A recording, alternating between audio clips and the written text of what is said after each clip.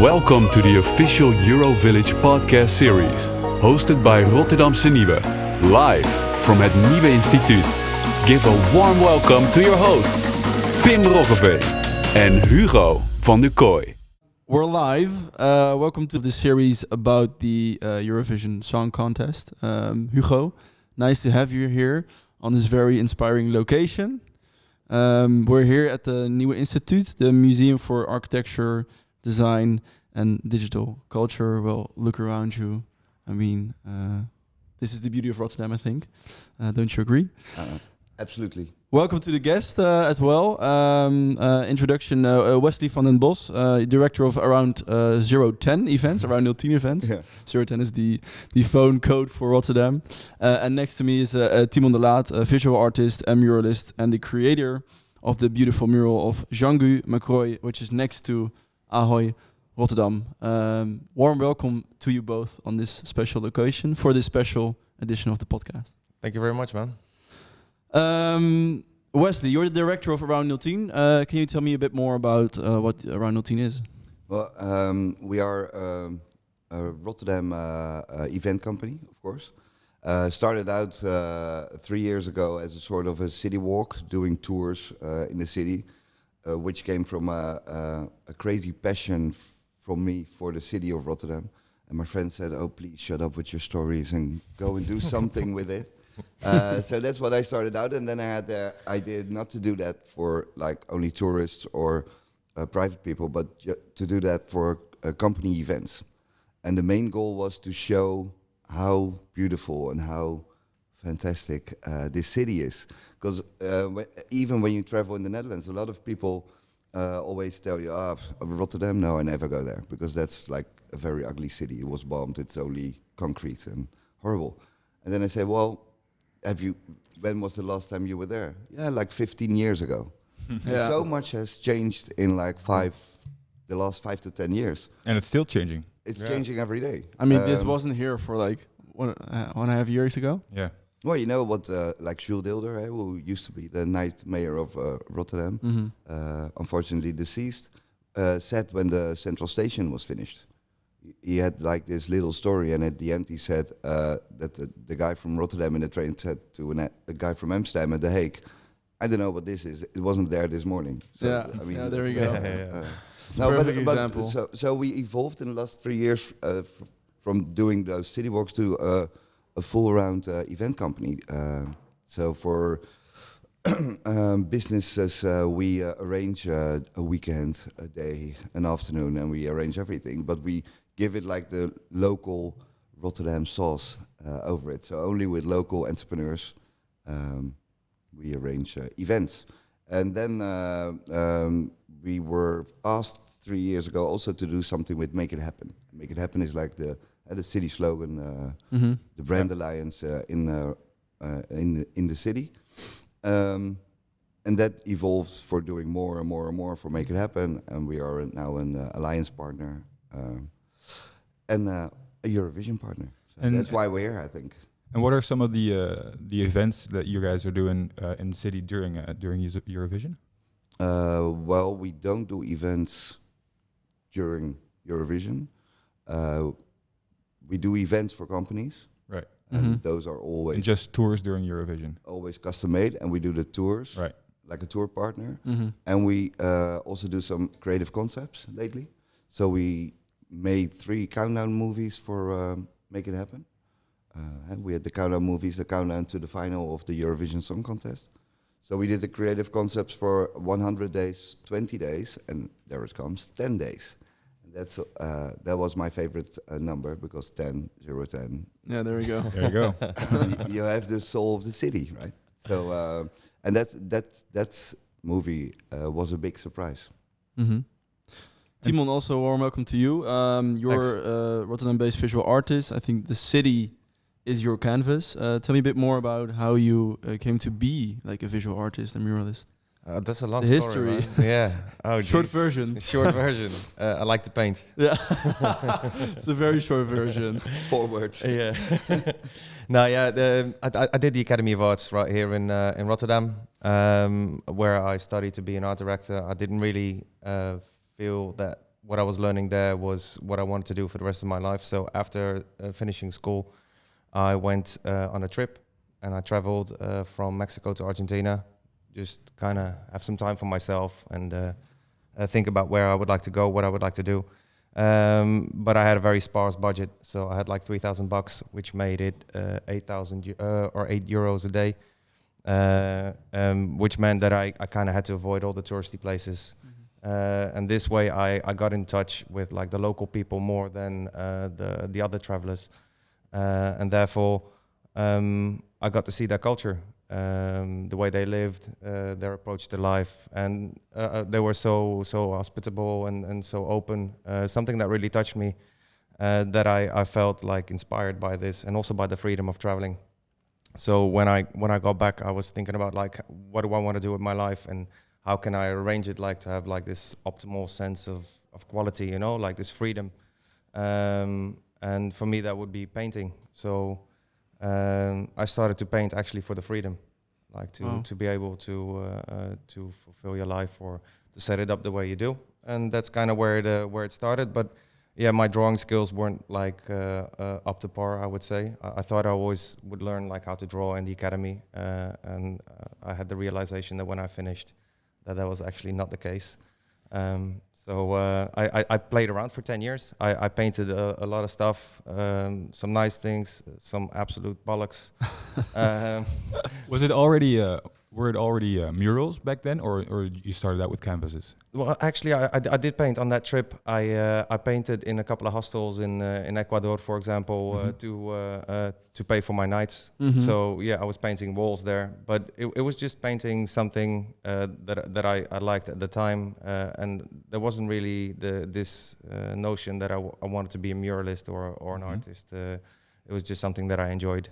What do you think, looking back at those paintings, or thinking about those paintings you painted back in those days? What do you think about them right now, if you see those? Yeah, well, usually when I paint stuff and I look back on it like a couple of years later, then I'm not a fan of it. You're not a fan. No. It's funny that you say that you got your inspiration from Southern American countries, and it totally makes sense when I think about your art right now. I totally see that, the influences in your art. It's just humanity in general, I think, and just the sense of traveling and discovering. So for me now, it is based predominantly on Latin America, Right. But that's not necessarily the. But thinking about the Jeangu art piece you did, you see the colorful paintings in his face and stuff. I was just wondering. First of all, I think it's beautiful. It's actually absolutely beautiful. Amazing. Thank you very much. How long did it take you to do that? 12 days. I painted. 12 days. It's crazy. Yeah, 12 days of painting. What time do you start and what time do you finish? Or you call it a day? So I would get there like at 9 o'clock in the morning, and then depending on the weather, I would paint till the sunset. But that of course, that just the days of painting was, I think, from the 6th of April till the what was it, the 14th or the 12th or somewhere there. Which was nice, and really like enjoying the atmosphere at the wall. But the weather that week, especially the first week, wasn't the best. How do you cope with the rain when you're painting? Snow. Yeah, Snow, yes. snow as well. There was a snowstorm and hail and stuff like this. Well, the thing is, on the 4th of April, I put up a base coat, which was a water base coat. And they said like the day after it's going to be dry, so we kind of needed that to dry it off. And then after that, I worked with spray cans. Well, it's not ideal to paint in the rain, but it is doable. You didn't have a choice. No, deadlines, you know. In Rotterdam, we say niet lullen maar poetsen. Niet lullen van verven. Ja, niet lullen maar sprayen. In English, that is make it happen. Yeah. Make it happen. Yeah. Make it happen. So I thought like, well, let's put word to practice, you know. I would totally see. I can imagine that it would be amazing to have your mural at Ahoy and just have a permanent artwork in public space. How does that feel? Because you have next to the Jeangu art piece, you have several more in and around Rotterdam. Yeah. How does it feel to have your permanent signature on the city of Rotterdam? Yeah, this is something that I'm getting used to at the moment, but I love it. Like it's a crazy idea for me that you have such a permanent stamp on such predominant buildings. Yeah. Yeah, I guess. You haven't really thought about it that way, No, or yeah. That's not why I'm doing it. It's just because I like to paint, and of course I want to be one of those people that is involved in the city and helps to build it, and at the same time tell my story, you know. And this is now like with this whole Eurovision thing, it's kind of getting to a next level. Which is amazing to see, and now I'm starting to realize what impact these things also have on a bigger scale. yeah, So a perfect introduction for our international listeners to the Dutch soberness mentality. We honor the tagline of this edition of the Song Festival is "Open Up." Wesley, what does this mean to you? Well, at first I thought it when they announced the theme a year and a half ago, I thought, okay, open up and make it happen. That could be a little strange in regards to the 80% of the audience that comes to the Eurovision, but that's all I say about it. Yeah. But then, I see where you come from. Yeah, but along the way, you see that Open Up is a perfect theme for this Eurovision, because it's the city of Rotterdam opening up to show itself to the world, but also opening up to the people in the city. And now with the coronavirus, that means that are the people of Rotterdam, and maybe some people from the Netherlands.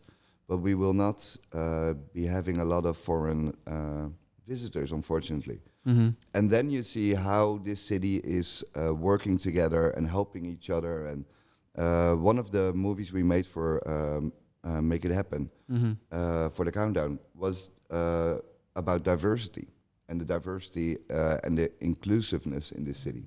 And so we had all different kind of groups on different places in Rotterdam shot, and then they came together at Eendrachtsplein at the Kabouterputplug. I don't know how to say that in English, but and they celebrate this city and celebrate that we live here together with a lot of fun. Yeah.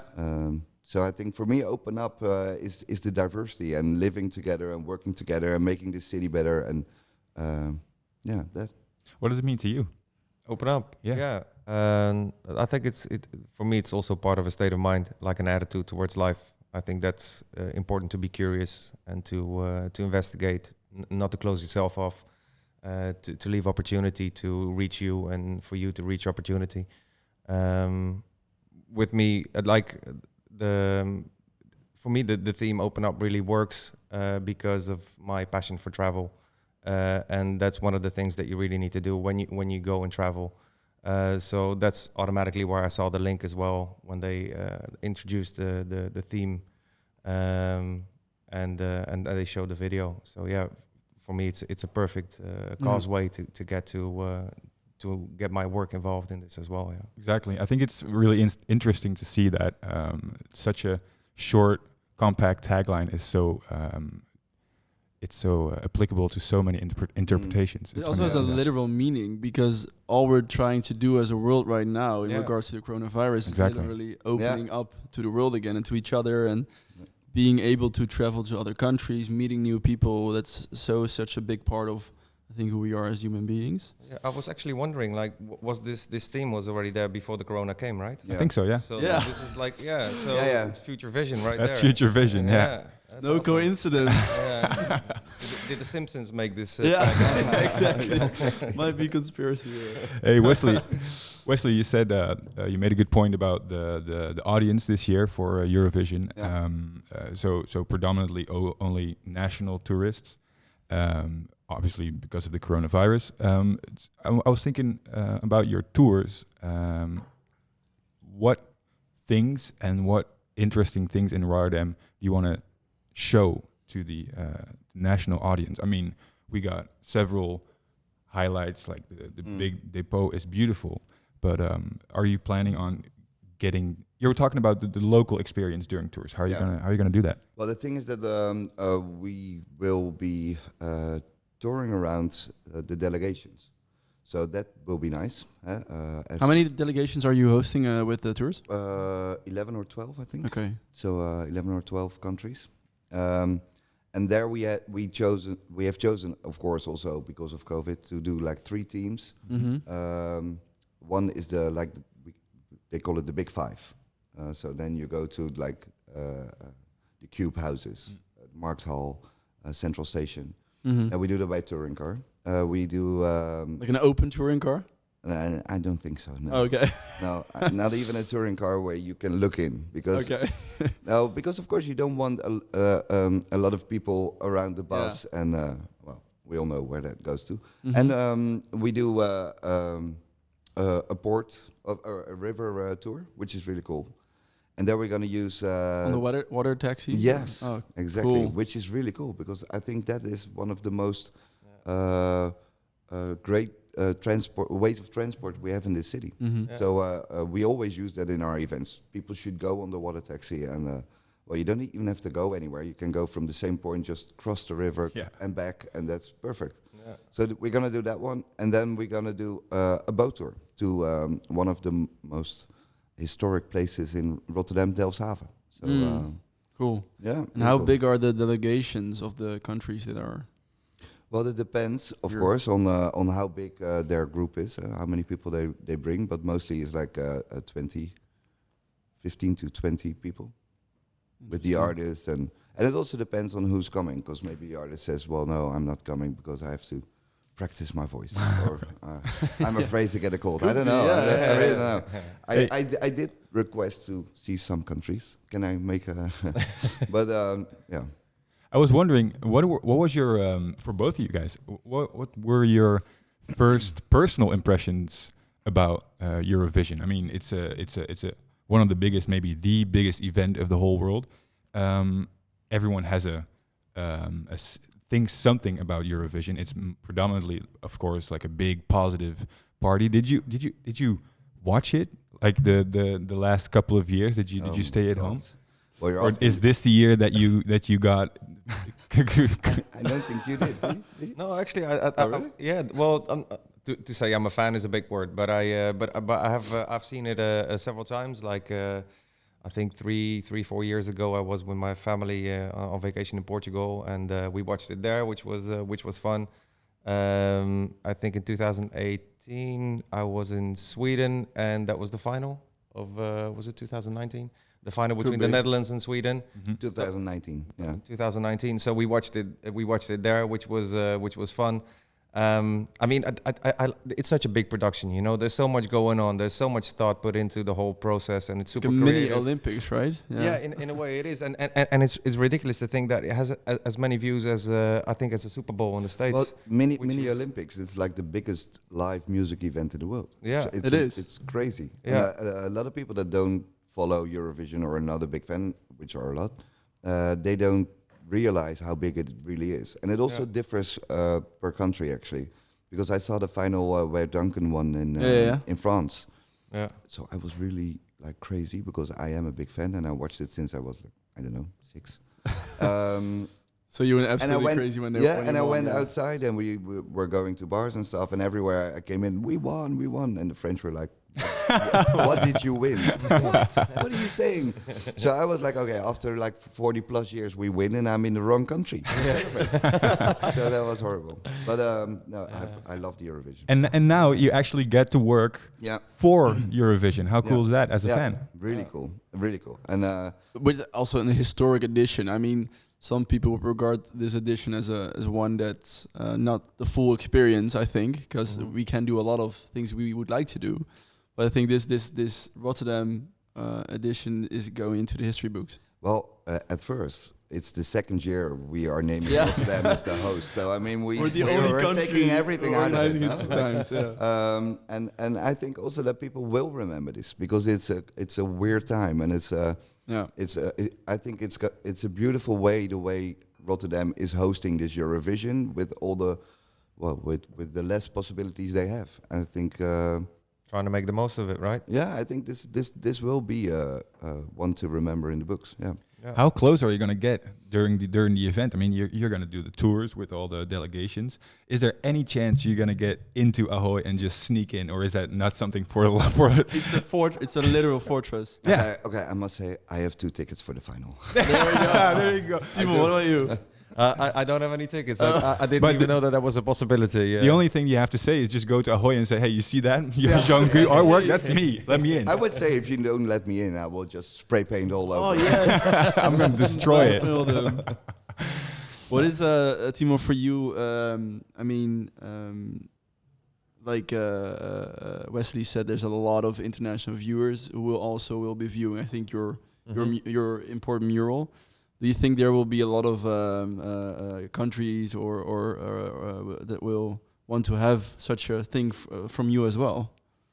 You mean like future jobs coming from this? Exactly. Maybe do a Eurovision tour.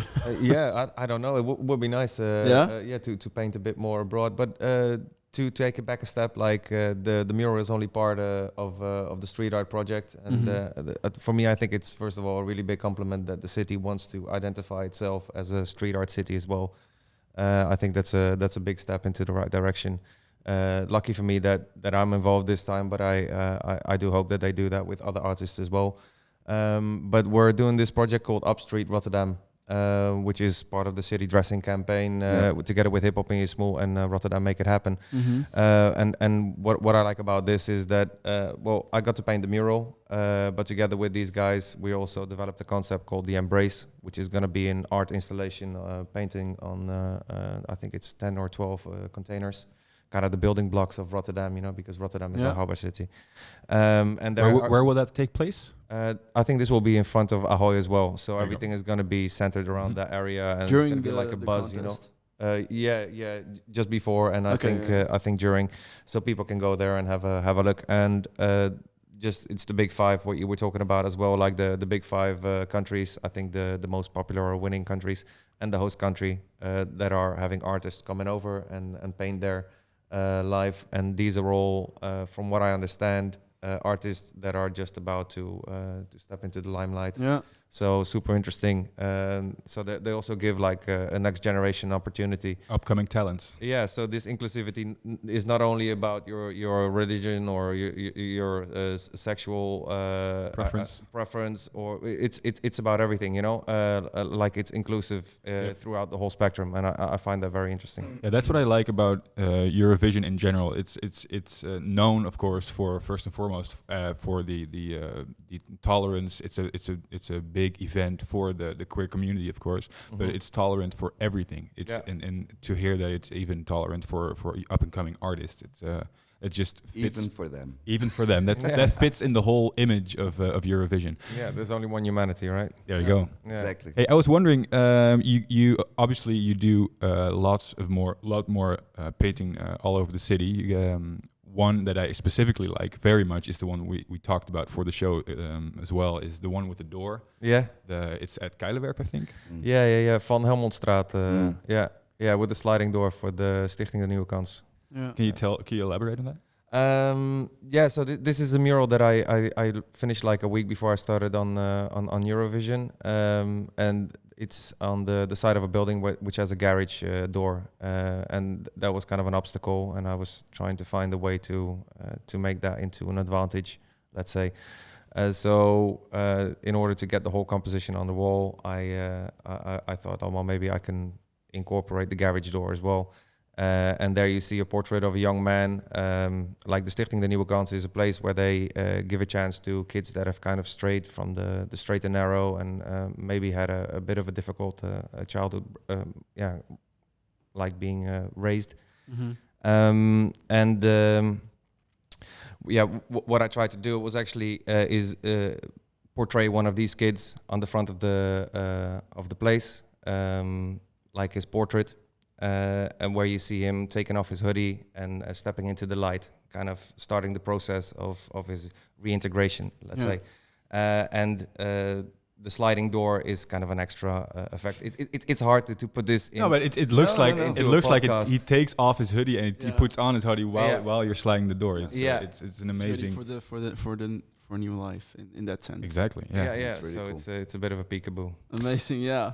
Hey, I was wondering, what is you guys' life after Eurovision? Because you're so focused on being a part of Eurovision.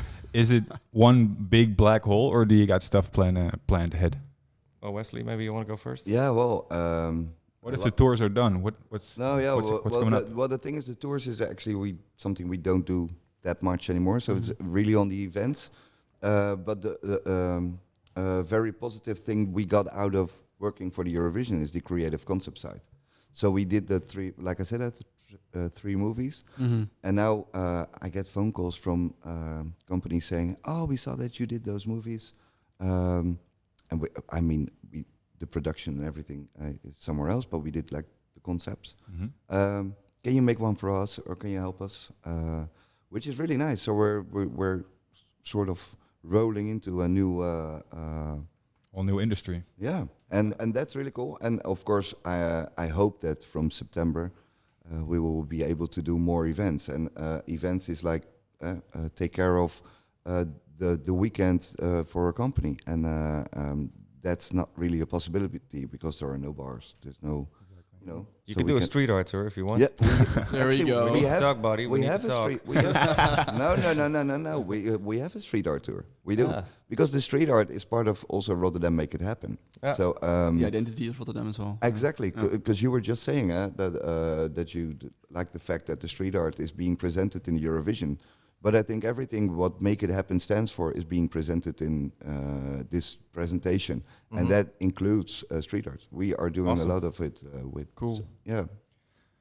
Wesley and Tymon, can I thank you both for your attendance? Before we go, I'm very curious to hear. I mean, you're a big fan. Yeah. What is your all-time favorite Eurovision Oh song? yeah, there you go. As a fan. Because we're here with this is the part of the city dressing where we're looking at right now. Of Yeah. course, it's also on every building almost in the entire city. It's amazing to see so many different flags and song. All the lyrics, all the yeah. lyrics and the songs being literally portrayed on the city itself. Tell me. Well, but then I will tell you my age. Actually, I must say of course Arcade. When I heard that's not my favorite, but Arcade when I heard the Which song, is from Duncan Lawrence. yeah. I immediately said, okay, we're gonna win this. Yeah. This, Yeah? this is Epic gonna track. happen. The first time you heard it, you yeah. were like, "This is yeah. us." And not to be a wise guy, but I actually Yeah. and people said, no, we never win. I said, this one we're gonna win it. I'm sure. You say that every year? No. Oh no.